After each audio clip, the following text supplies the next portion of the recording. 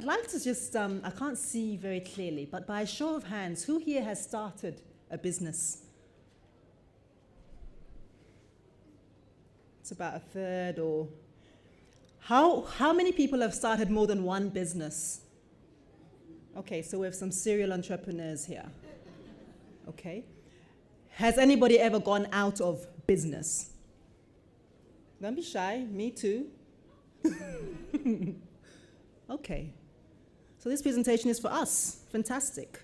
Now, I've been asked to speak about an awfully long title that I was given, which is Boosting and Stimulating Female Entrepreneurial Activity Within the Economy. Those are a lot of words on a Friday afternoon after lunch. However, I do think that there are a few things that I can say about this, and I'd like us to really think about what entrepreneurship means. And I'd like us to think about what innovation means. I'd like us to think about the successes, the pitfalls, the highs and the lows of what it means, especially for women who are entrepreneurs. Hence my little spot check about who's who in this room. Now, there is no doubt at all that there's a link between entrepreneurship and economic growth. There's tons and tons of research that you guys can Google that will confirm exactly what I'm saying right now. But I think that one of the things that's quite interesting is that in terms of women in entrepreneurship, the newness of our products or of our services, the sorts of competition that we face, the kinds of structural difficulties that we have in accessing funding, startup funding, and these sorts of things make it a very tricky terrain for many of us. As such, I think that it's very critical that we begin to analyze the sectors in which women are attempting to start businesses. I get really cheesed off when we're speaking about women in business. It's like your tiny little micro stuff. I think that there's room across all layers of the economy for women to make a massive difference. But I do think that apart from your small-scale businesses, we need to be thinking about ownership patterns, and we need to think about ownership of capital and access to capital, and how this begins to influence where women are in the economy.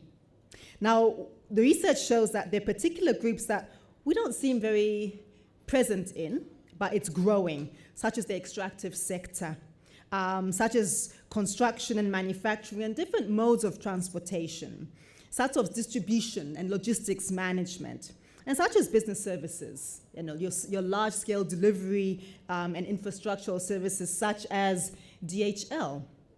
Now, gender continues to be a terrain of struggle in South Africa, even where we have embarked on all these fabulous and opportunities for us to do something different and do something special. You have your affirmative action, you've got your Black economic empowerment, and there's a whole menu and a whole platter of things that we have at our disposal. But despite of this, and I'm going to read you these statistics so you don't have to Google this, it does tell us that for the financial services sector, that only 4% of executives are African women. And it doesn't actually make any mention of ownership targets. So we're not clear then in that regard where women are in that part of the economy. Government tenders also specify that companies must have some form of women's empowerment, but the percentage is still extremely small. And to be quite honest, I think that we can do a lot more than your usual suspects, which is catering companies and that sort of thing. Thank you. Yes. And I suppose that as well, that there are very few women companies that are the lead partners in your huge empowerment deals. And we're more often the piggybacks on the male-dominated companies. And this should tell us something. This should tell us that certainly it's either that it's an issue of, again, confidence in us, not necessarily confidence in ourselves, but confidence in us by finances, by backers, et cetera, or confidence from the markets even. We need to figure out this. And we also need to figure out then how the state can obviate and ameliorate this sense of lack of confidence in women being able to own large parts of the economy. I was changing the order of what I was saying as I was sitting here, so bear with me. It's all back and forth. That keeps you on your toes after lunch. But basically, as well, one of the things that's quite important is as a recent trend is what is called the Global Job Pact, okay? And this sets out a whole bunch of principles for promoting economic recovery.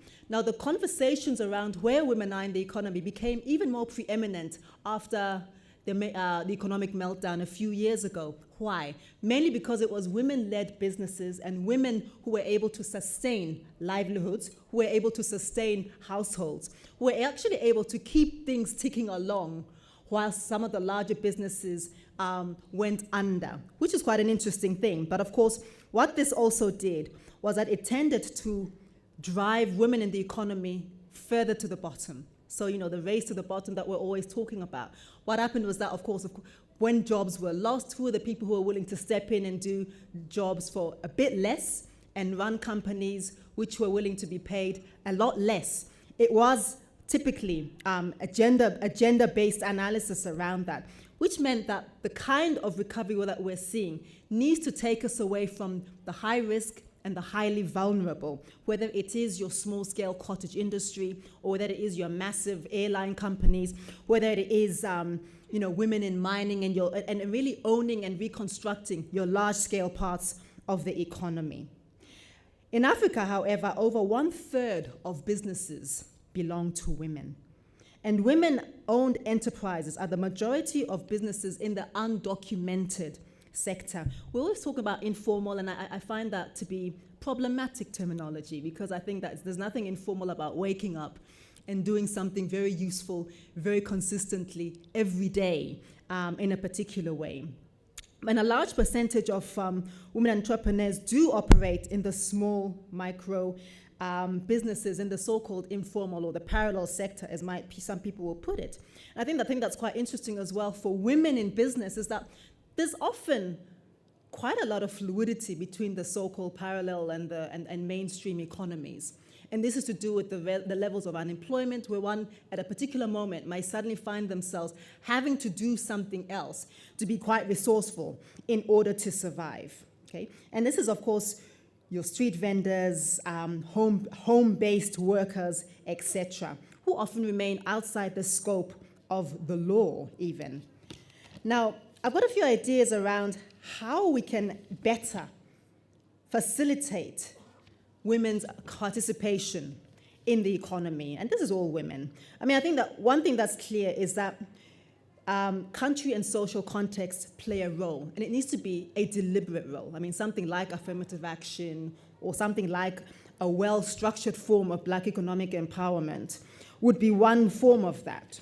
But because I'm also a trade policy person, I'd also suggest that we need to be so much more clear about stepping up our manufacturing industry, your agro-processing, your leather products, that kind of thing.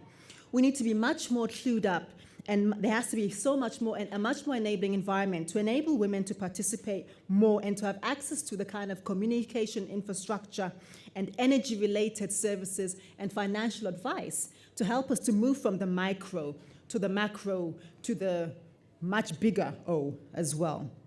And I think that things around how to then grow in terms of our ability to move our goods and our services between countries, within countries, even between regions, is very critical. Because at a certain point, your domestic market becomes quite small, doesn't it? And I think most of us would like to see or imagine, many of us would like to imagine ourselves being bigger and better and bolder and actually feeling as though we've got a lot to offer to the world, and it's a big world up there.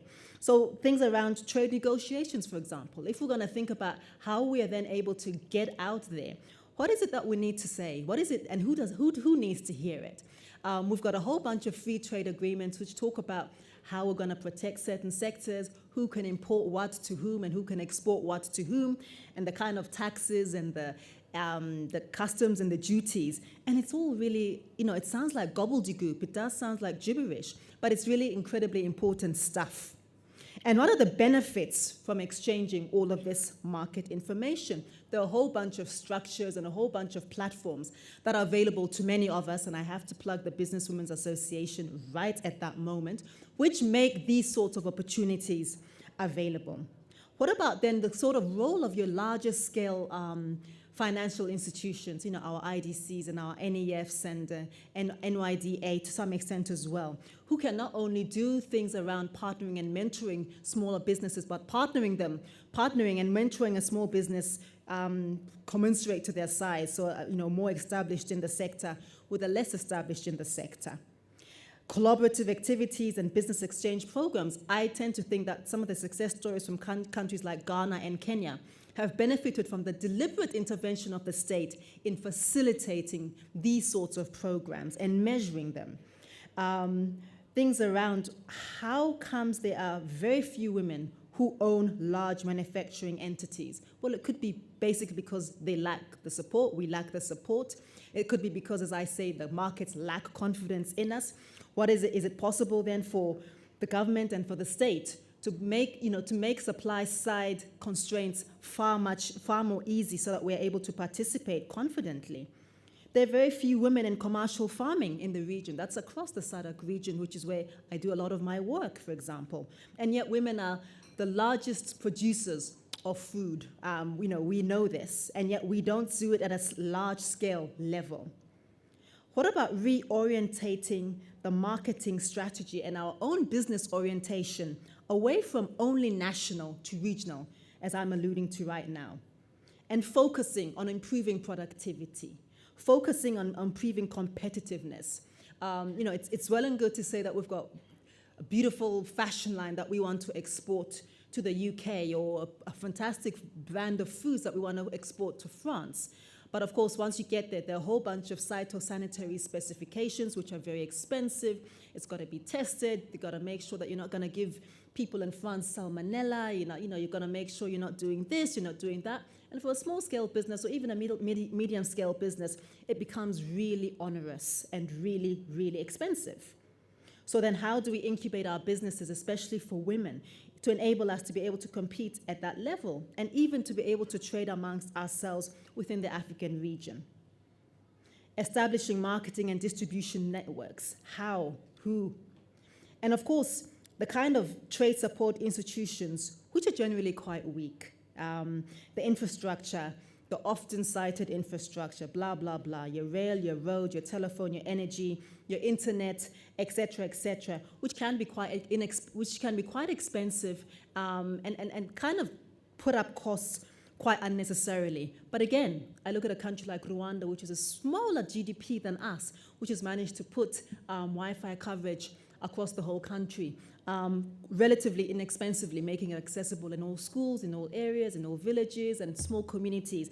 And that is a massive and important tool of doing business, of sourcing information. You have women in Kenya in markets who are, trading on the stock exchange or checking on the stock exchange from their cell phones. So I think that there's a lot to be said about the kind of IT infrastructure, which makes us more able to communicate for much less. We've got very high electricity costs in this country. We've got quite high telephone costs as well. And these are the sorts of things that one would hope we are then able to deal with in time to come. I don't have a heck of a lot more to say than that. I do want to say this, though. I do want to say very much that in terms of women in the economy, we must move away from the notion of small scale, small things, and really move away from being the S in the SMME.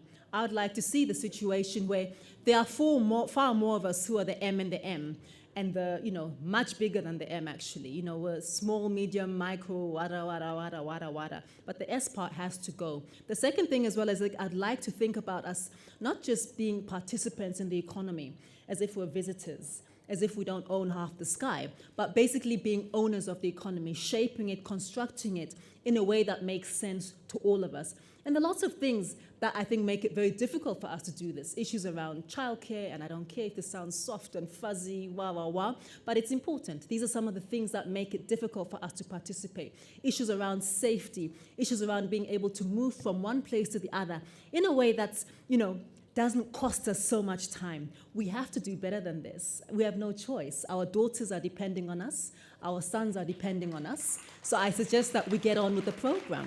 Thank you.